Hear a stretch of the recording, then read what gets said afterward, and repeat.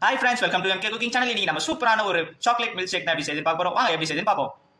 நான் இப்போ பாத்தீங்கன்னா கொஞ்சம் பால் எடுத்துருக்கேன். அது கூடவே பாத்தீங்கன்னா சாக்லேட் எடுத்துருக்கேன். இப்போ பாலை வந்து ஸ்டவ்ல வச்சு சூடு பண்ணி இப்போ பாலை வந்து ஸ்டவ்ல வச்சாச்சு. பால் கொஞ்சம் சூடானோடனே இப்போ நம்ம எடுத்து வச்சிருக்க சாக்லேட் வந்து அதில் வந்து சின்ன சின்னதா போட்டு போட்டுக்கலாம்.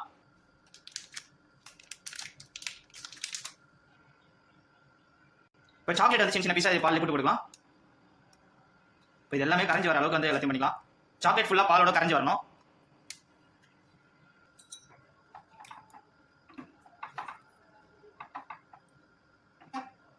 இப்போ சாக்லேட் நல்லா கரைஞ்சி வந்துச்சு. இப்போ நம்ம ஸ்டவ் ஆஃப் பண்ணிட்டு கொஞ்ச நேரம் இதை ஆற விட்டுக்கலாம்.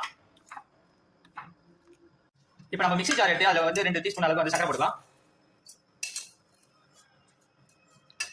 நம்ம பாலை வந்து ஆற வச்ச பாலை வந்து ஊற்றிக்கலாம்.